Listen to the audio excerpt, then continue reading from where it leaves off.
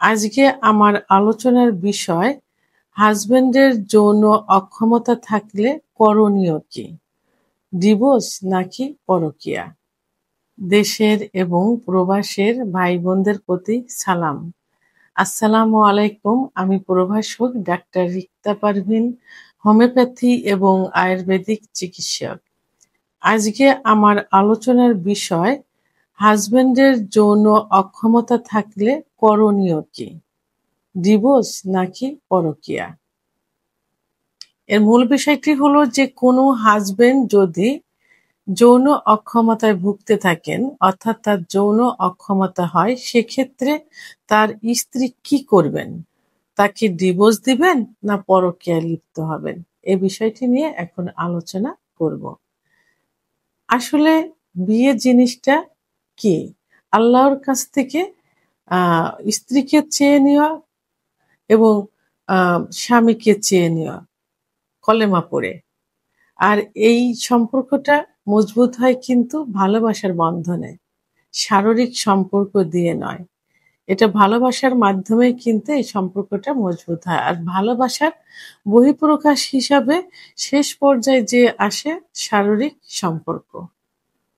তাহলে স্বামী স্ত্রীর মধ্যে ভালোবাসা, বিশ্বস্ততা এগুলো থাকতে হবে। একে অপরের সঙ্গী হতে হবে। একে অপরের বিপদের পাশে থাকতে হবে। কেউ কাউকে ছেড়ে যাবে না। এটাই কিন্তু নিয়ম।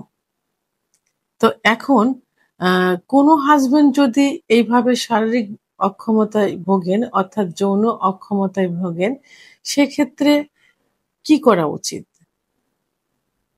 প্রাথমিক অবস্থায় তাকে ভালোবাসা দিয়ে, তাকে সাহস দিয়ে তার পাশে থাকতে হবে।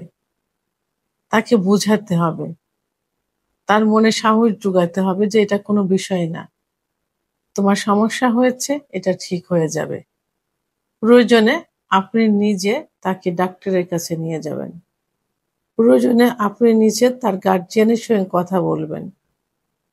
আপনার মন, আপনার সাহসে, আপনার উপর আস্থা রেখে তার যে সমস্যাটা সেটা কিন্তু প্রায় ৩ ভাগের ২ ভাগ কিন্তু ঠিক হয়ে যাবে। কারণ পুরুষের সেক্স হরমোন, প্রত্যেকটা পুরুষেরই সেক্স হরমোন কিন্তু ৩০ এর পরে যে কমতে থাকে। অনেক মহিলাও জানে না, অনেক পুরুষও জানে না। যখন এই সমস্যায় পড়ে তখন মনে করে যে কি হয়ে গেল? আমার স্বামী হয়তো আর পারবে না। আর স্বামী ভাবে যে কি হলো? আমি আর হয়তো আ আমার স্ত্রীকে সুখ দিতে পারব না। এই বিষয়টা তখন গোপন রাখে। গোপন রেখে তাকে বুঝতে দেয় না। বিভিন্ন জায়গার থেকে অন টাইম ট্যাবলেট বিভিন্ন কবিরাজের কাছে যায়, বিভিন্ন হালুয়া কিনে খায়। এটা খেতে, খেতে আরো শেষ পর্যায়ে চলে যায়। কিন্তু না, এই রোগে কেউ মারা যায় না, কেউ বিছনায় পড়ে থাকে না, কেউ হসপিটালে ভর্তি হয় না। এটা কি হয়? স্বামী-স্ত্রীর সম্পর্ক অবনতি ঘটে। পার্টনারের সম্পর্কের অবনতি ঘটে। আর অবনতি যেন না ঘটে তার জন্য একমাত্র স্ত্রীই পারে তার পাশে থেকে সাহস জোগাতে। মনে রাখবেন যে ৩০ এর পরে যে প্রত্যেকটা পুরুষেরই সেক্স হরমোন কমতে থাকে। এখন ৩০ না, ২১-২২ বছর বয়সের ছেলেরাও কিন্তু এই সমস্যায় ভুগে থাকে। বিভিন্ন কারণে সেটা হয়। পূর্বের কিছু ইতিহাস, হস্তমৈথুন, বিছানায় ঘর্ষণ, স্বপ্নদোষ। এরপরে ২৫ এর পরে যে একটা পুরুষ অ্যাডাল্ট হয়, বিয়ে করে, সংসার করে, তখন চাকরি, ব্যবসা-বাণিজ্যের জন্য কেউ দেশের বাইরে যায়, কেউ দেশের ভিতরে থেকে আম আ ভিতরে থাকে। আবার কারোর বিভিন্ন রোগ, সাধারণত ৩০ এর পরে ডায়াবেটিস, উচ্চ রক্তচাপ, হার্টের সমস্যা, কোলেস্টেরল, লিভারের বিভিন্ন সমস্যা, রোগ দেখা যায়। তো এ কারণে কিন্তু হরমোনটা কমতে থাকে। তখন সঠিক চিকিৎসা পাইলে আবার পূর্বের অবস্থায় ফিরে আসে।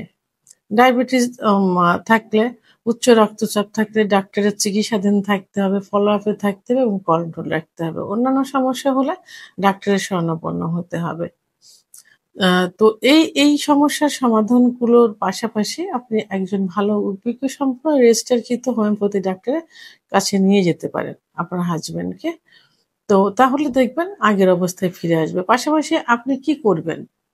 আপনি আপনার হাসব্যান্ডকে খাবারের দিকে খেয়াল রাখতে হবে। তাকে দুধ, ডিম, খেজুর, কাজু বাদাম, মধু, ঘি আপনার সামর্থ্য অনুযায়ী পুষ্টিকর খাবারগুলো খাইয়ে যাবেন এবং তাকে সাহস দিবেন।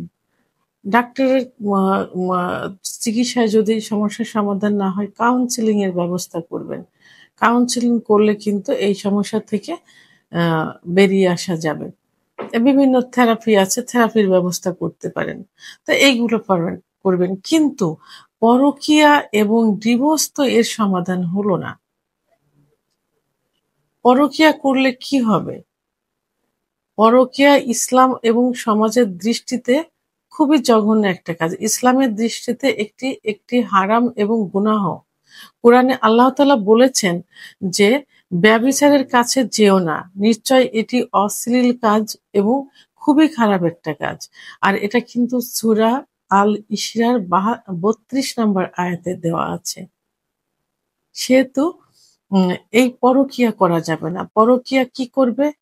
আপনার আম স্বামী-স্ত্রীর সম্পর্কের অবনতি ঘটাবে, বিশ্বাস নষ্ট করবে, একে অপরের সঙ্গে ভুল বোঝাবুঝি হবে। আম আপনার সন্তানের উপর প্রভাব পড়বে, পরিবার, সমাজ, রাষ্ট্রের উপর এর প্রভাব পড়বে। সেহেতু পরকীয়া থেকে দূরে থাকতে হবে। তবে হ্যাঁ, আম হাদিসে আ হালাল আ মা ডিভোর্সকে কিন্তু হালাল করেছেন। তো সেক্ষেত্রে যদি কোনো সমস্যার সমাধান না হয়, আপনি ডিভোর্স দিতে পারেন। তবে ডিভোর্স সমস্ত হালালের মধ্যে কিন্তু সবথেকে অপছন্দনীয়।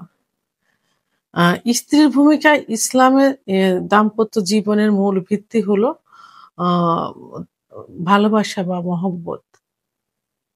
তো আপনি আপনার স্বামীকে ভালোবাসা এবং মহব্বত দিয়ে আগলে রাখেন। চেষ্টা করেন। আপনি ডিভোর্স দিলেন, আপনাকে তো আরেকটা জায়গায়ও যাইতে হবে। সেখানেও তো এই সমস্যা হতে পারে। আপনার সন্তান থাকলে সন্তানের ভবিষ্যৎ কি হবে? এই সন্তানের মুখের দিকে তাকিয়ে এবং ভবিষ্যতে যে আরেকজনের কাছে গেলেও এমন হবে না, এমনটা তো না। সেখানেও হতে পারে। তো ভবিষ্যতের কথা ভেবে আর হাদিসে যেহেতু আছে যে আল্লাহ তাআলার অপছন্দনীয় মানে হালালের মধ্যে যেটা সবথেকে অপছন্দনীয় ডিভোর্স।